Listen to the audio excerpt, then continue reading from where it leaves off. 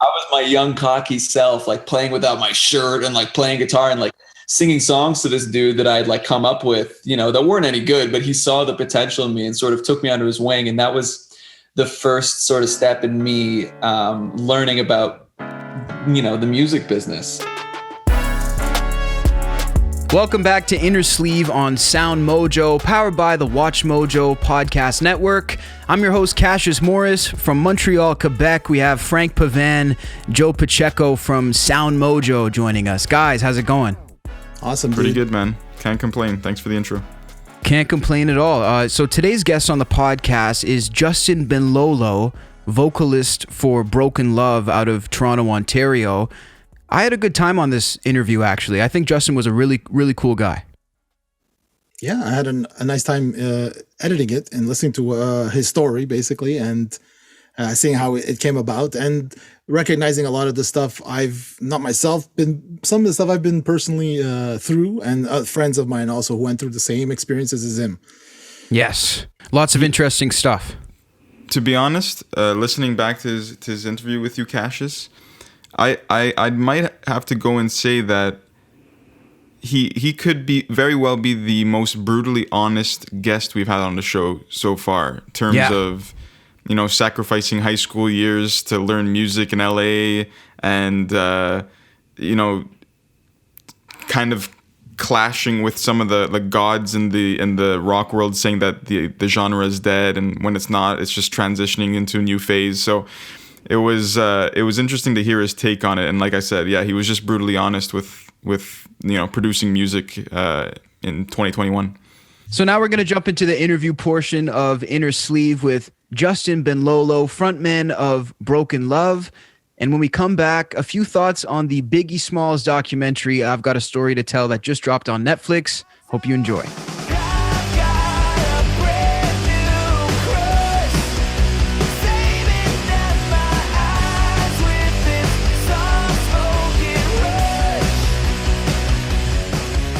Welcome back to Innersleeve on the WatchMojo Podcast Network, the podcast taking a deep dive inside look at all things music. I'm your host, Cassius Morris, joined again by a very special guest calling us from Toronto, Ontario, Canada, the frontman of Broken Love, Justin Benlolo. Welcome. Hey, man. Thanks for having me. Hey, thanks for joining me. I really appreciate it. So, I got to tell you, it's like a dirty little secret of mine. It's always been in the back of my mind that I wanted to start some sort of modern rock project, but I never really had anyone to look to sort of give me a way to map it out, because all of the rock sort of icons have been classic. All of a sudden you come in 2019 with this inspiration to give rock a fresh direction. Talk to me about sort of your inspiration to do that and how you went about doing that, because you've done it very well. Oh, thanks, man. Thank you. Well, I guess I've always loved rock and roll since I was a kid. I was exposed to it as a youngin'. And I'm still pretty young right now, but when I was much younger, the first time I saw bands, I can actually see you got a little Kiss picture in the back there. That's I'm right. A huge Kiss fan. And once I was exposed to Kiss, it kind of just set me off, and I realized that that's what I wanted to do for the rest of my life. Obviously through trial and tribulation, you have to learn and grow and come into your own to be able to actually do this kind of thing. When you're like 8, 9 years old, what the hell do I know about anything, let alone being like a rock star or whatever. Right. A bit of a jump from 9 years old. Totally. You got to come into your own, you got to grow up and you have to mature first before you do anything like that. And first and foremost, your voice has to change. Your balls got to drop. Yes, definitely. You're not there yet, right? Now, thankfully, I think it just happened like a year ago. At 9 years old. Yeah. Hopefully you're there now. But yeah, I feel like there's really no right way to do this thing.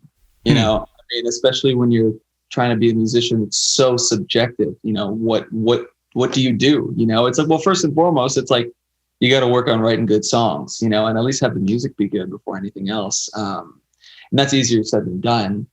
Just from influences and stuff. It's like, I just listen to a lot of the guys that I loved and basically try to copy them without getting caught. And also put an original sort of spin on it. Right. And I think that when people try to emulate their artists, it's impossible to do exactly what they've done, unless you have, the same hands, the same voice, the same recording equipment, all this kind of stuff. You're probably not going to end up sounding exactly like the people you idolize, because at the end of the day, I could sing any Black Sabbath song and you're still not going to think it sounds like Ozzy or whatever. Right. I think the uniqueness and like the thing that makes you special is really just the fact that you are who you are.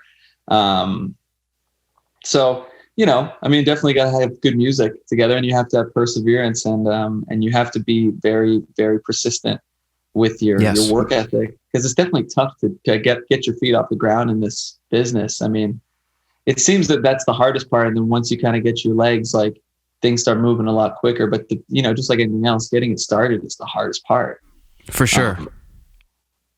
Just trying to learn things and trying to learn from others. And I was grateful enough to meet a lot of great people who have been in this business when I was younger, just like miraculously, just running into people that had been in bands in Toronto and all this kind of stuff, that took me under their wing and kind of showed me the ropes when I was younger and taught me things I wouldn't have learned otherwise. Cause you can't learn. Funny enough, growing up, there was a boy band in Canada. I'm sure you've heard of them, called B44. I've definitely heard of that. Yeah. They had that song, if you get down on me, I'll get down on you. Oh, right. Okay. But anyways, when I was like 12 years old, those dudes all grew up around me. And they're sort of part of our community. And my parents knew one of the dudes' parents from that band. And they had like kind of taken a hiatus, or they just kind of broke up, I guess, like towards the end of the mid 2000s. Mm-hmm. And we ran into one of the members, like when I was like 11 at like a deli, and my dad was like, "Oh, come over. Like, my kid, he plays, you should come and hang out," because we haven't seen each other in a while. And he came over, and I was like my young, cocky fucking, can I swear? This is a podcast. Yes, you can. Yeah. Okay. I was my young, cocky self, like playing without my shirt and like playing guitar and like singing songs to this dude that I'd like come up with, that weren't any good, but he saw the potential in me and sort of took me under his wing. And that was the first sort of step in me learning about, the music business, because he had been somebody that had done it, had, number one hits in Canada. And sort of, show me the ropes a little bit. And obviously through the years, he introduced me to somebody else who I would work with for a little bit. And then that person would introduce me to another person. And I sort of like climbed, I guess, the ladder. Right. Until, ultimately, I guess, in a nutshell, I mean, not to jump, years so quickly, just ultimately ending up to where I am today. It's obviously, I'm condensing the story a lot. No, it's okay. We're just trying to, get the details of how you mapped it out. And, I think it's interesting. One of the things that comes to mind for me is you can tell that you were really inspired to do this because you went about doing it, in a way that I think was executed properly from the beginning. What was it like for you coming up in a time where we have, a couple years ago, Gene Simmons gave an interview saying rock is definitively dead. I mean, what's it like when the people who were sort of the gods of this business are sort of saying it's over? How do you find inspiration still to do your own thing?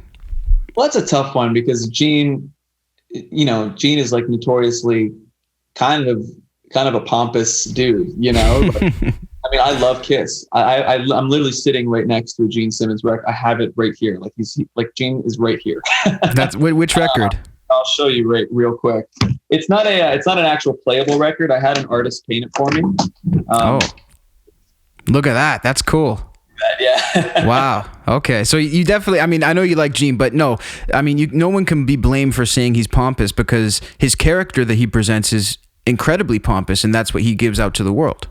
Right. And I can't blame him for being that way because, he's a self-made, just like, business mogul who's taking Kiss from just a little band from New York to like one of the biggest brands ever, and it's so iconic. So I can't hate on him for having that perspective. But, in those times when I saw that article, I just kind of look over to Paul, Right. He's the real one. and he's the one that's always being authentic and true to himself and just, preaches the good word of rock and roll. And, when I heard something like that, it's not like new, people have been saying rock is dead since like the 70s, right? Since the 60s. Since it started even. Yeah. Yeah. Before the Beatles got signed, everybody that, got to see them were like, guitar bands are going out. So I don't believe that shit, and at the end of the day, it's like, how can you make the statement that rock is dead when at the time we had bands like Royal Blood and Highly Suspect and Nothing But Thieves and all these other big rock bands that were coming out and changing the world, Yeah. To me, it still proved that rock was alive and well. And listening to bands like that, I remember when I was trying to figure out, my sound or whatever, obviously through the years, writing songs and just sort of figuring out what I wanted to sound like. When I heard Royal Blood and Highly Suspect, like a couple of years ago, that changed everything for me, because I realized you could still make rock that sounded like organic and raw and real and natural, because I was so lost in, I grew up in the mid 2000s, and the rock at the time, and it's still popular today, is very slick and overproduced and very clean. The edges have been smoothed out. It's like that post grunge stuff. They kind of took the cool thing that happened in the 90s and just, made it more mainstream and commercial. Yeah, that's true. There's nothing wrong with bands like that. It's just that I was so sick of hearing the same regurgitated stuff. I hadn't heard anything different. And I guess all that took was for a band to just do it the way that it used to be done in like the 70s, record it like for real, record it like just like a big double track vocal, big ass guitars, big drums, minimal processing, and just like rock it out. And that's what it took for me to sort of like, figure out that that's not only is that still possible, it's still being yearned for. Like people are responding to this. And it almost seemed like there was this resurgence, this classic rock revival. I don't even know if it's classic rock. Like there was just this roots or this real rock revival that people were getting for. And that kind of inspired me to reassess the music that I was making. Cause before I kind of ventured into this kind of style of rock, I guess the alternative rock thing that we're doing. I was making, at first it was like pop rock, it was more like Goo Goo Dolls kind of stuff. Okay. I loved that stuff. I still do love that stuff because I'm a sucker for a good pop song. No, that stuff is cool. I love it. I mean, it's catchy and there's a reason why it's, as huge as it is. And then I kind of ventured because I moved to LA when I was about 17 years old. Convinced my parents to let me drop out and they let me go, which was awesome. That's always easy to convince them to do, isn't it? Well, from the previous experiences I had with all those people that were working in the music industry, I had eventually met somebody who mentored me when I was about the age of 16. And he actually helped me have that conversation with my parents to let me go with him to LA. And he was already like a well-established songwriter who's had a bunch of success in like the country pop world. Cool. But he kind of showed me how to write songs pretty much and how to incorporate that pop sensibility in the rock thing that I like. And it's funny because when we went out to LA and, just kind of living near the Sunset Strip, things sort of like, I guess organically started sounding more like that 80s Sunset Strip rock, that hair metal stuff. Which I grew up listening to, when I was like 11, 12. I loved Wasp and Poison and Rat and Motley Crue. And I sort of grew out of it as I've matured a little bit. I still appreciate all that kind of stuff. But when I was there, I started making this like 80s style rock, and again, like I was playing it and I was trying to be like this sexy, like, front man. I was like 18, 17 years old. Like, what the hell did I know about all that shit? I haven't lived any of that, and I came to a point where I realized I wasn't being like my authentic self. This wasn't who I was, Right. I was like shaking my hips on stage and like, it was a real persona. Yeah, totally. I was like playing a character, Right. And that was cool because that's what I thought I had to be. That's what I thought people would respond to. I thought it was fun and cool, but I was like, man, this isn't real, And I think that people can smell that on you. Like when you're when you're presenting yourself to the world, I think people can immediately tell if you're being phony or not. And I had to take a step back. And once I heard like Royal Blood and Highly Suspect and all those bands, I was like, shit, these guys are really, you know, more so with Highly Suspect, like that first record that they put out, Mr. Asylum, like Johnny, the singer, was really just laying his heart on the line. Like he was like wearing his heart on his sleeve. Like the lyrics were so personal and so deep. And I connected with that because those were the things that I was sort of feeling, you know, being teenager, like kind of alone in LA. I didn't really have any friends at the time. Well, my friends were back in Toronto, so I didn't get to, you know, hang out with my friends. They weren't there.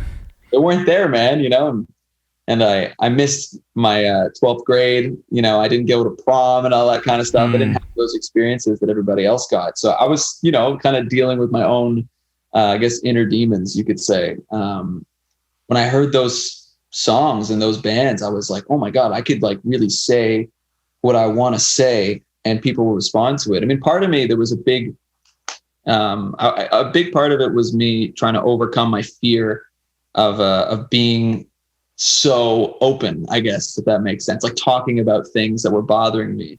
Yeah, that makes a lot of sense. I was afraid that my friends, my family were going to look at me as this different person and we're going to think, you know, I had problems or whatever. They were like, I needed help or all this kind of stuff that I was afraid of. Right. And at a certain point I just said to myself, well, fuck it. Like, am I making music for them or am I making music for me? You know, that's it.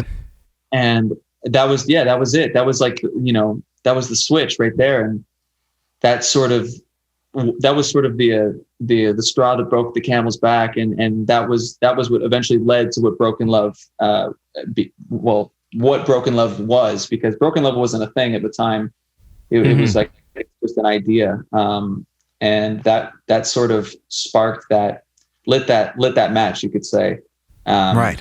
That became this thing and, you know, turned it into a more real, authentic project that I believe in, that I could listen to my own songs and not, you know, cringe and proud of the things that I've said and that we've done. Yeah. Absolutely. I don't mean to go on a rant right there. No, that's what we want. You know, that's exactly what I want. I mean, you know, what it makes me think of, because, you know, naturally I was going to ask about the Sunset Strip sort of influence and stuff like that. But I mean, how did it help shape you, do you think, to be very alone out there? Like, you weren't with your people from Toronto, from your own age. You're in a completely new environment. Do you think that sort of helped push you into becoming yourself quicker in a sense? Absolutely. Well, I was also hanging out with a lot of older people. A lot of people that were in there. I mean, at the time, like, you know, late 20s was a lot older than me. It was 10 years older than me, and early 30s and dudes in their 40s and all that kind of stuff. And I was hanging out with a lot of musicians in LA that were older, that had, you know, been around the block. And I was also hanging out with some, you know, I guess degenerates, you could say. And I got into some trouble with some people. And it definitely forced me to grow up quicker than I would have if I was here, because I was like, you know, I had a fake ID and I was getting into bars when I was 17 years old and you know, just doing all this stuff I legally probably wasn't allowed to do. Right. And having all that self-reflective time, like just being alone all the time, I had so much time to think. Yeah. A lot of time to just like look inwards and just really figure out who I was. I was having this sort of like existential crisis of like, who am I? Like, what am I going to do with my life? Where am I going to go with this? You know, because there was a lot of pressure being that young and trying to figure out, okay, this is a big leap of faith here. If I don't make this work, I didn't finish school, so I'm fucked. Right. There's not that much to fall back on, but at the same time, that propels you forward, right? Absolutely. I mean, I kind of gave myself that option. I really thought, well, it has to be an ultimatum. You know, it's either I'm doing this or I'm going to be a washed out bum living in my parents' basement for the rest of my life. So there's no other choice but to do this. And I guess I could take myself to extremes like that. And I'm grateful for it because it worked out, but definitely being alone all the time. And, you know, I was a big stoner back in the day. Like I don't really do that anymore. And, you know, just the combination of being like a lonely stoner in LA, like you just get way into your head. Right. And I'm sure that attracts plenty of people. Totally. You know, and I was in a lot of wild places and I was seeing a lot of music out there, which is cool because where I'm at in Toronto. I'm in Vaughan, so I'm not actually in the city. I never really got to experience like a true music scene. I never grew up like going to local bars. If I was going to see a band, they were coming to, the arena or something. I was seeing my favorite big bands. And when I got to LA, I got to go to a lot of just like, local bars and clubs and stuff and just see local bands. And that helped me as well because I was analyzing things, what were they doing right? What were they doing wrong in my mind, or the songs? Yeah. What's working here and what can I pull from that to sort of, put into my own project. So, it really worked out. It was really, really, really, really great. Of course, all roads led back to here. Eventually I got, discovered out there, and through just like, pure luck, I ended up getting signed on the East Coast and I had to come back home. So now, I'm in Toronto now. That's what I was going to ask. What brought you back to Toronto? So it was like a deal or a signing. Yeah, we had played a show at the Viper Room and with my old band. I had another band before, Broken Love, and we got signed. I got signed under that band to a different record label. I was on another label called Razor and Tie, and they had signed me. I went back to Toronto because they were based in New York. Okay. I made a record with them that never came out.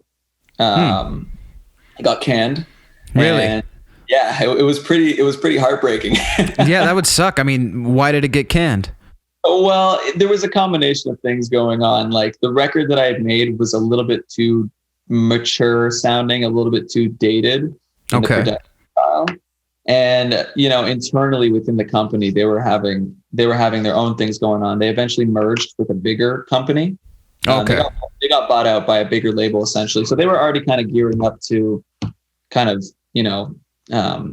to throw everybody away or whatever. They already knew that the label was going to close down, while they obviously like salvaged their bigger artists and transfer them to the next label. So it was for the best to get out of that for sure.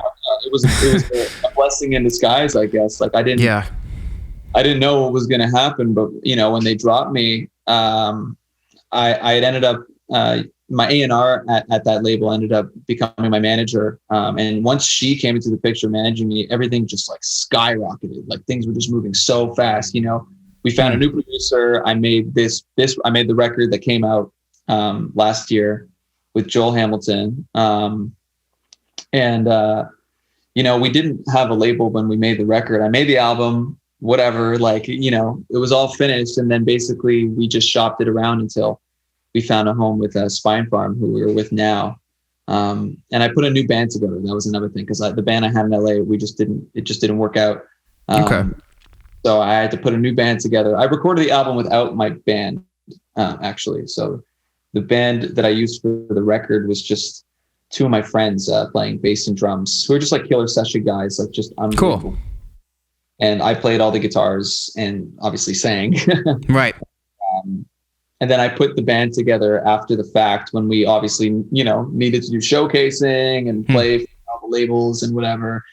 So, my manager helped a lot with putting together a new band. And when I chose to keep it in New York City because that's where my manager is. That's where most of, I guess, like my project had been based at the time. And it's so close to Toronto that it's not it's like an hour flight, if I need to. Oh, is it?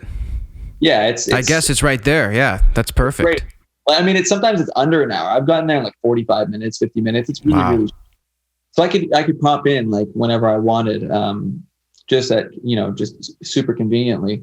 So it just made sense to do it all in New York. And then obviously we ended up getting signed there. And yeah, I mean, that's why I stayed in Toronto, because I was like, well, it's so close. My family lives here. I'm grateful enough to have a cool family that lets me stay with them. I'm still here. I'm still at home right now. And it just made sense, really. Yeah. A lot of people are in that circumstance because, I mean, so much going on, I mean, it just seems to make sense. I do want to ask you, when you talk about sometimes doing work with session guys, sometimes doing work with a band, which one do you prefer? And sort of to further that, what's the hardest part about being sort of the showrunner behind a band, the main guy? I guess the thing with session guys is like, they just kind of do what you tell them to do. Right. And not entirely, because obviously like when you hire somebody who's a great drummer, you're also hiring them for their expertise and their knowledge of how to play the drums. So obviously I'm not a great drummer. I mean, I have a drum kit, but I would not call myself a great drummer by any means. So you're definitely, paying them for their expertise. Obviously being in a band, it's a little bit tougher because you're dealing with people's creative input, and there's a lot more head bashing if it's not a really stable relationship, I guess. In a good band, everything just kind of comes together and it just works. Right. That's why you guys are playing together. And that's how it is with my band now, because, we're like 4 peas in a pod, if that makes sense. Mm-hmm. That's the way it has to be, though. I mean, I think for the success of it. Yeah, totally. I mean, that's kind of why I chose these guys, and we all ended up playing together, because everybody just seemed to play off each other. And that's sort of ideally what I think you would want, unless it's a different thing, unless you're like a Trent Reznor or something like that, who just is like the mastermind behind everything and he's the dude. But we're not really like that anymore. Before it was like that before I met these guys, but now, we're a real band and we play off each other. Yeah, no, that sounds very cohesive, and I think it'll lead to that longevity, because you hear so many guys, they can't get along on the songs, they can't get along on the guitar parts, whatever it may be, and it'll disintegrate. So it's unbelievable. To wrap it up, I just wanted to know, obviously at WatchMojo we do a lot of top 10 lists. That's our main thing. Could you pick a top group or a top artist, and what are your thoughts on sort of the listing and ranking of bands in this way? Oh man, that's a tough one. I guess it changes day to day. I would say consistently for the past like maybe 10 years of my life, like Soundgarden is probably my number one. I mean, my reasoning, it's just, I like them a lot, but also I think that if I was going to play like, critic here, like, Chris Cornell's voice is just unmatched, you can't, he's a freak of nature. You don't get somebody who has such beef and he's so rich in his tone, but can still reach such high registers, and just span such an incredible, range with his voice, because a lot of guys that could sing really high, myself included, it's like when I go higher, it just gets thinner and thinner and thinner. Whereas like Chris, it just never loses that thickness. Yeah. To me, it's like an anomaly that he could do that. Also, the fact that he's just such an incredible songwriter, such a brilliant musician, being able to sing that kind of stuff and play guitar like in different time signatures. I think that's just musically very cool. Yeah. They're all amazing players. Like Matt Cameron's one of the greatest drummers ever. He's also in Pearl Jam. So it's like, you're not just a run of the mill drummer if you're in 2 of the greatest 90s bands. Yeah, no doubt. And I just thought they brought back this cool kind of riffiness that hadn't been seen, up until that point since like Led Zeppelin or Black Sabbath. I think they kind of were the first real revival of those kinds of sounds, where the singer can sing really, really high, but the guitar player can still shred. Whereas and do it in a cool way, because in the 80s it kind of got a little cheesy or whatever and a little bit too poppy. Yeah.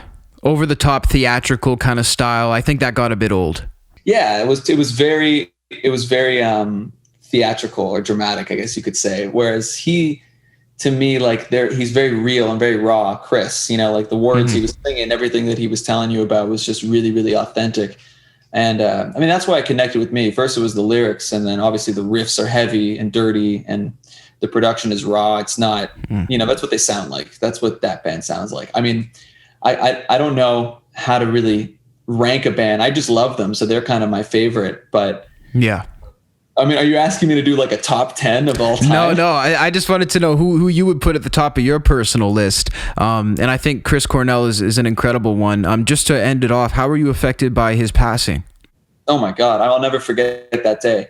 A lot of celebrity deaths don't really hit home for a lot of us just because, we don't really know these people. I mean, it sucks for a lot of people, for anybody to die, especially tragically. But Chris Cornell for me it was so tough because I really felt like I knew him in a way. I'd grown up reading his lyrics and really connecting to them and listening to Soundgarden's music when I was, in a dark place and it really got me through so much of my life that when he died, man, I mean, I was shocked. Like it still sucks because I listen to Soundgarden nearly every day, and he's one of the main inspirations for me to find my own voice, because he's definitely my favorite singer. It was sad to see that one of the last grunge icons, I guess you could say, has left us. Yeah. But obviously, leaving us, he also left us a bunch of great music, a massive legacy, and yeah. I feel like with Soundgarden, they're one of the few bands in my eyes that have never really released a bum record. Like everything they've put out, they didn't release a lot. I think they've only put like 5 or 6 albums out in their like 30-year, career. I think they were very deliberate and very smart with how they treated the image of that band, and even up until their last record, King Animal, I think they put it out in 2012.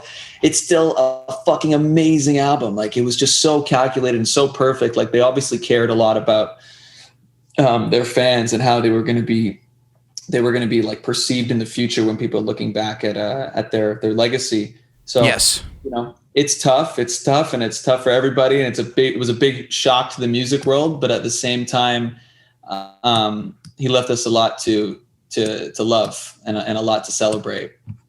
No question there. And rest in peace to Chris Cornell, of course. Justin, this has been a great conversation. Thanks so much for taking the time today. Thanks, man. Thanks for having me.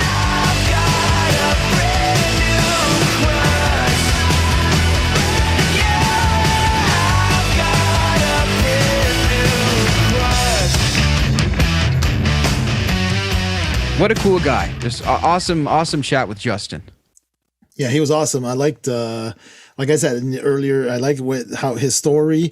I like the part when he mentioned, obviously Chris Cornell being an idol to him, and the fact that his range, still Chris Cornell. I remember growing up in the 80s, going through all those Queensryche and those like theatrical kind of singers and prog rock, and then when the 90s hit, mid 90s, and like you heard Chris Cornell, it was like, what the hell is that? Something otherworldly.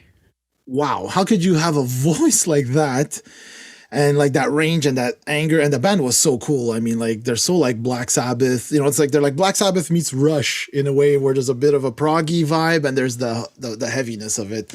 But yeah, Chris Cornell is just incredible. So amazing. I have to add that I got to see one of his. It was like his 10th to last show ever or something. And I used to always pull this thing when I was a teenager where I try to get to the front of every concert. I think every teenager does. And I ended up at the front of Chris Cornell acoustic and got to stand there and watch him play. And it was like one of the most incredible things, because I just tried to go to a show that I didn't really know the guy. I didn't really know Soundgarden. And that was my introduction. So yeah, as time goes on, it's one of those experiences that I value with time more so than I even valued it then, because I was so naive about it. So rest in peace, Chris Cornell. Yeah, well, you're lucky. I never got to see him. I should have maybe taken the chance back in the day, but like I just never did. And well, he's gone now. It's too late. But fantastic. He'll be with us forever. That voice is just, and even like the Bond. Have you ever heard him do the Bond, the song he did for a Bond movie? No, actually, I didn't know that. Check that out, man. It's like incredible. There's been a lot of things going on in the world of music. One thing that I got to admit I wasn't really up on, guys, was the Grammys. Did you guys watch the Grammys this year, 2021? I knew that question was coming. It had to. I saw bits and pieces of it. Bits and pieces. I actually didn't. I chose not to watch it this year. And I just got to be honest. The only reason I didn't check it out was because most of the artists I'd never actually heard of. And it almost seems like they've angered most of the big artists that would go.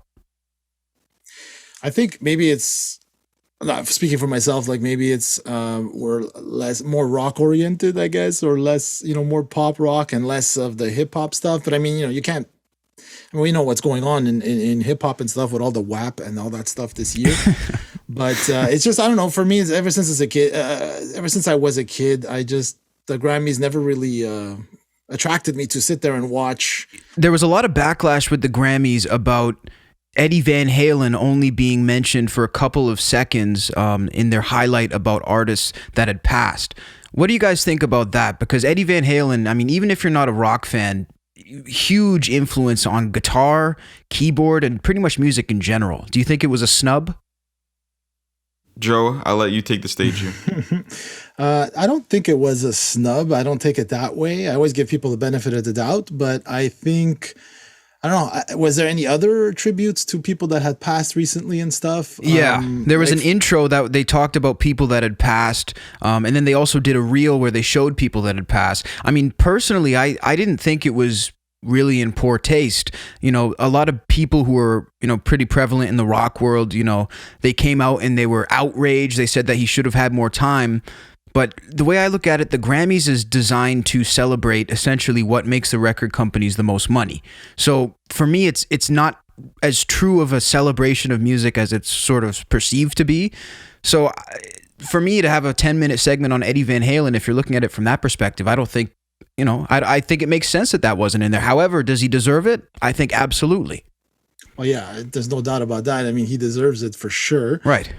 It's just, yeah, like you said, like, you know, in the past, there was other great legends that had passed away and were, you know, I don't know how much time they got, but I mean, what do they have? Like, it's a 3-hour show, 2-hour show. They got to fit so much stuff into that time with ads and all that stuff.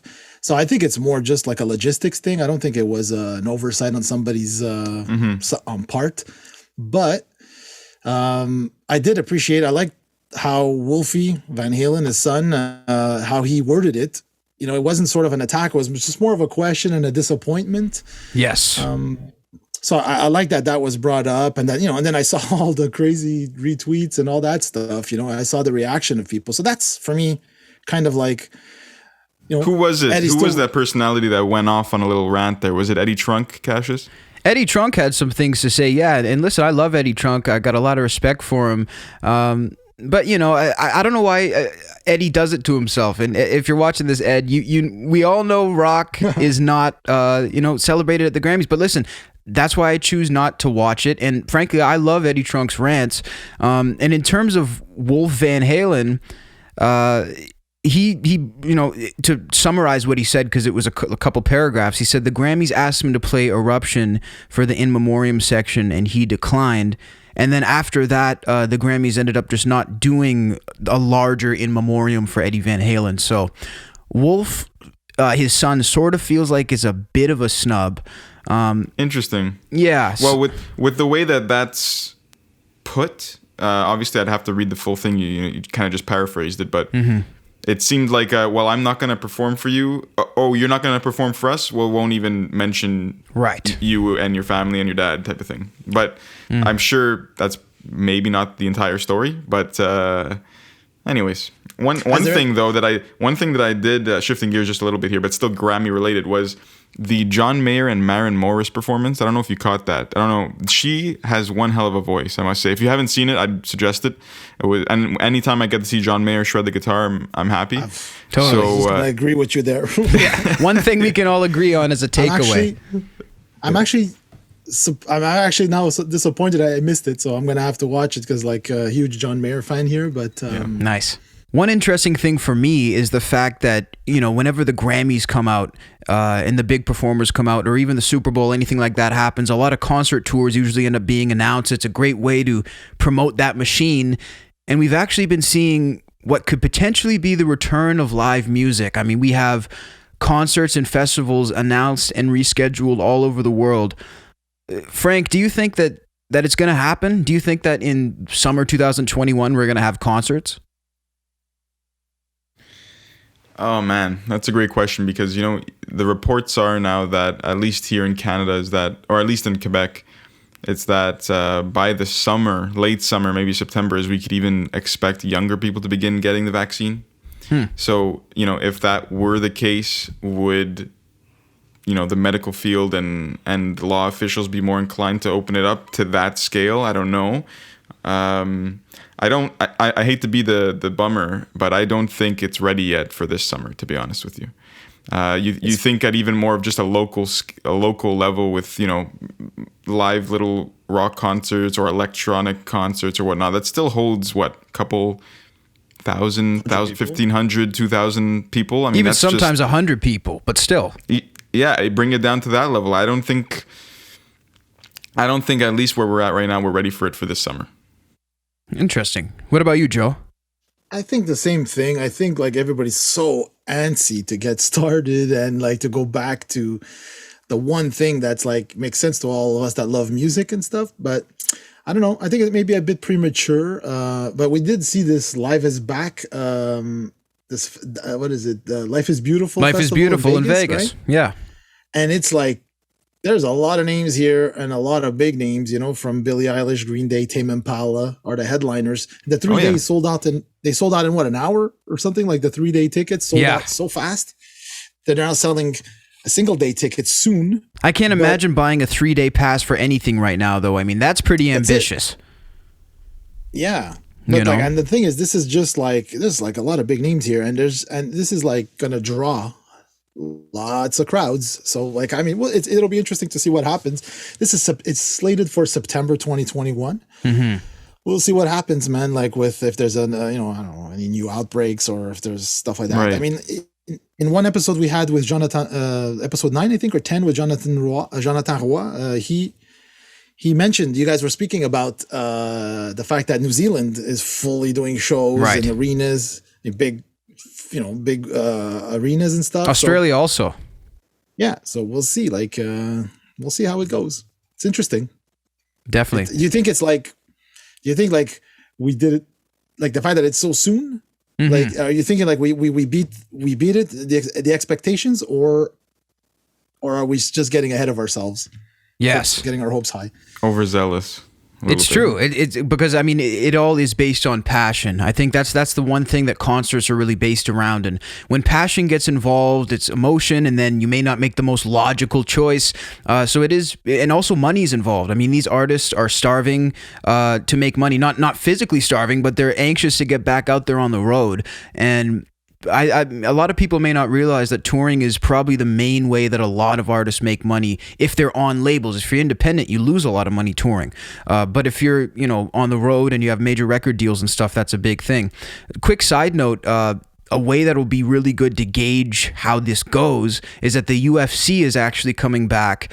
And as of when we're recording this, is March 16th. On April 24th, they're going to have a full crowd of 15,000 people in Jacksonville, Florida. So it looks like that's going to happen, and that'll be a pretty good gauge to see if we'll have shows, I think. Florida, not the best prime example for COVID safetyness. But, or safety in general, but, Safety in general. But no, it is. Look, it all falls down to these big, you said labels for bringing it back to music, promoters and owners for sports, looking and searching for states and maybe counties that are more lenient with COVID laws, and they're taking advantage of it, and we're seeing it on a larger scale. I mean, 15,000 people is something.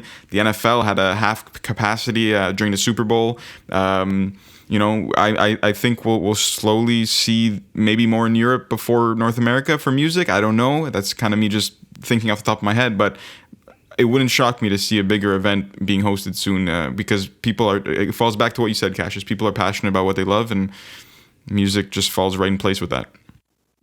Yeah, it also ties into the whole the fact that like streaming is, if you're big enough and you get enough streams, you'll generate enough money to survive. But like for most of the artists, like you said, that are mid or whatever, like even independents, like on SoundMojo, that's touring is an actual source of income. Where they can sell shirts, they can sell CDs or vinyls. Totally. As opposed to streaming, it's like you need a lot of streams to make some money. So yeah. I think it's like a penny a stream or something like that, or something crazy. Less, right? It's like 0.00 something per stream. Like you can make more money on minimum wage. I think it's like 3,000 streams is last time I read 3,000 streams equates to like a CD sale. So them selling a CD and a show for $10 is equivalent to getting 3,000 people to listen to their songs. But they actually got the $10. It doesn't get split up for every provider that takes 10%, 15%, or if you get free, Anyway, I think it just also ties in with the fact that everybody wants to get out, right? Yeah, we're super eager.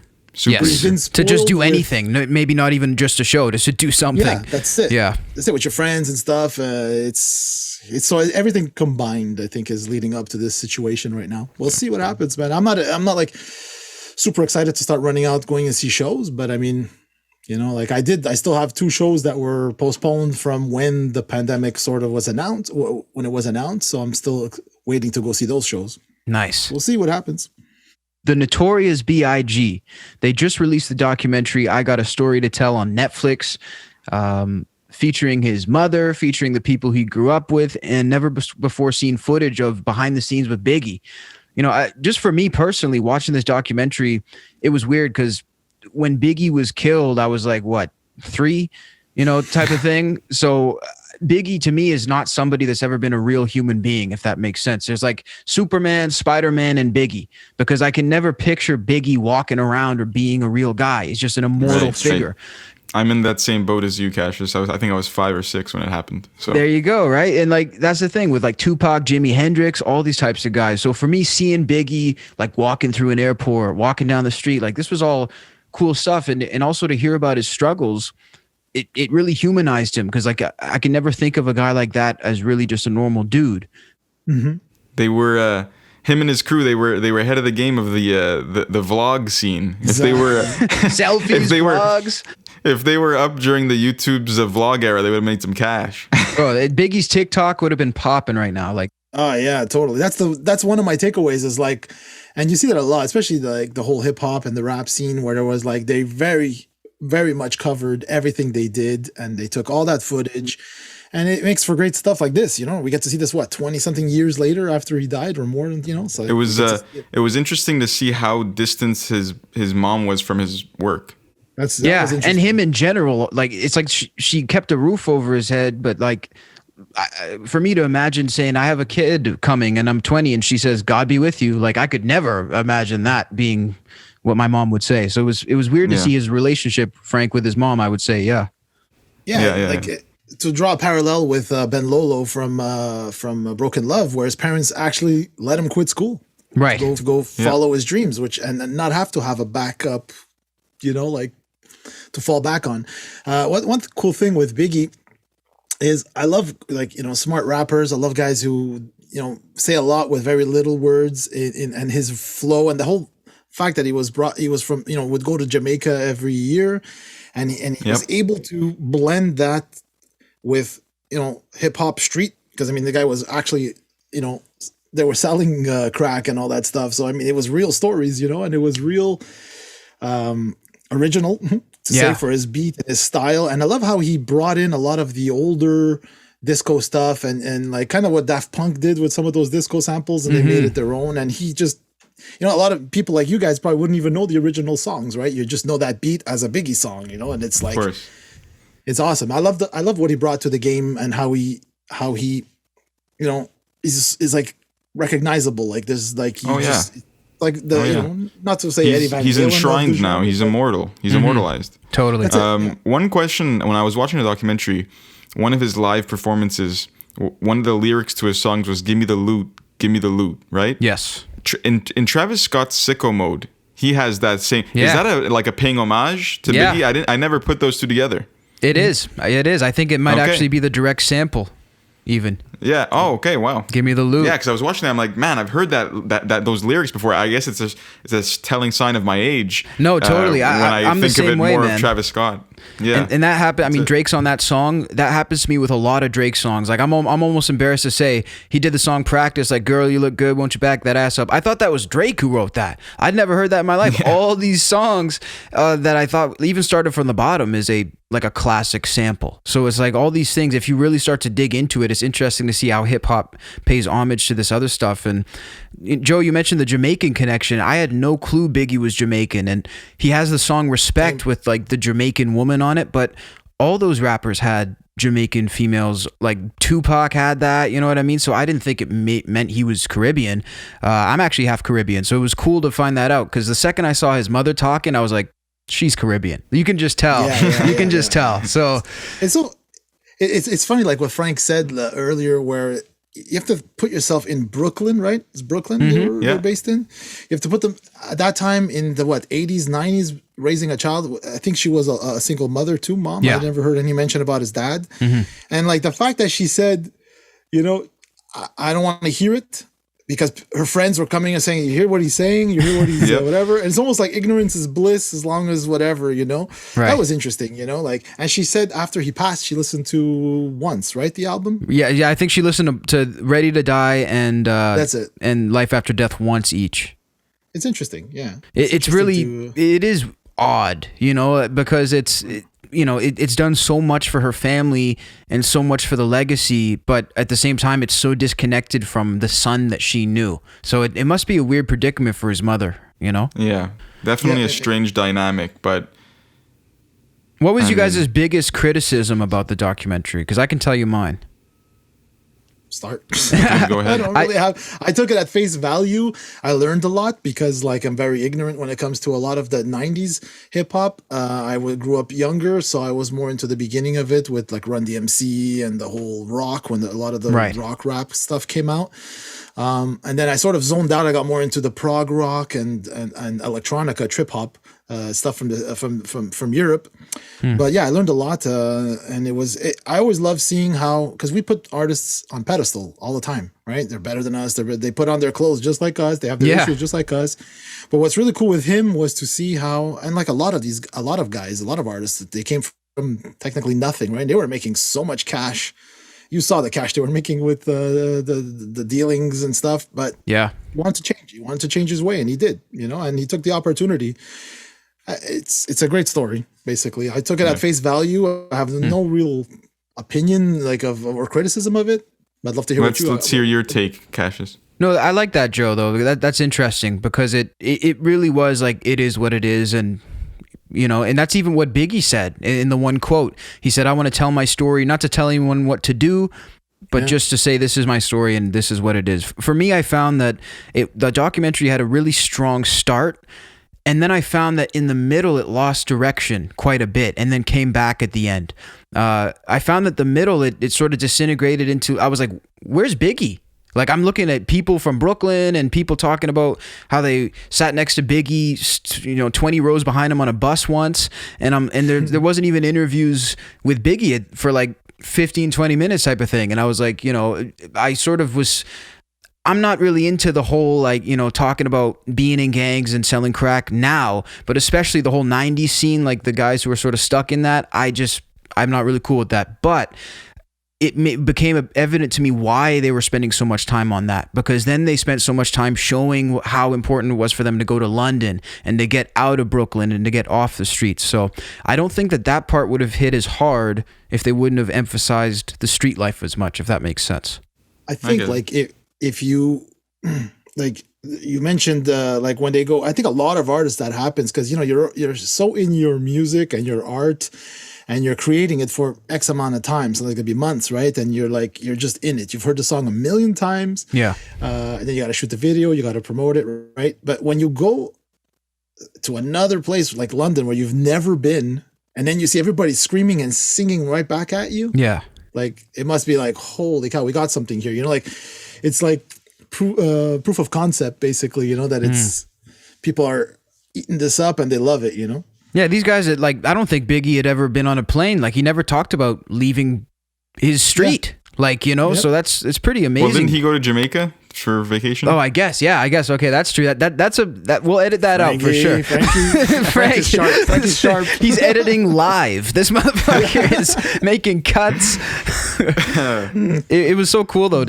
It was really amazing to see the impact that it had on them. And the other thing, too, I thought it was cool to see Diddy, because everybody's like, oh, P. Diddy's always just around, he's always doing nothing, he's always in the videos for no reason. That's what, you know, like a lot of people would say, but they don't realize like he was picking the samples, he was listening to the classic songs sometimes and saying, Biggie, rap over this. So it also helped highlight how big of an impact Diddy had, because he's sort of like an everyman. It's hard to place it. So yeah, and like their attachment, like they were like brothers, man. You know, like it was great to see that. That's true. I didn't know the backstory. I always saw them together, like you said. He's always around, but I never understood like what his role was in Biggie's music and stuff. You know.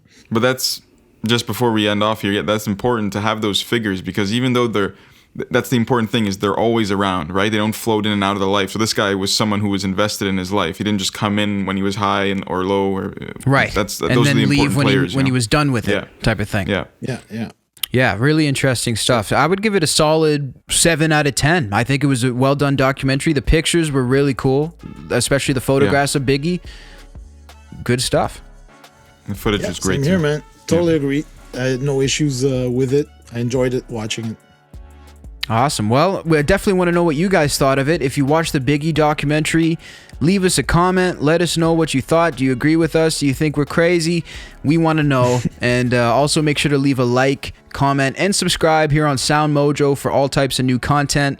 Innersleeve every single week and music videos almost every single day. We have tons of content for you guys. Thanks so much for tuning in. We'll catch you guys next time.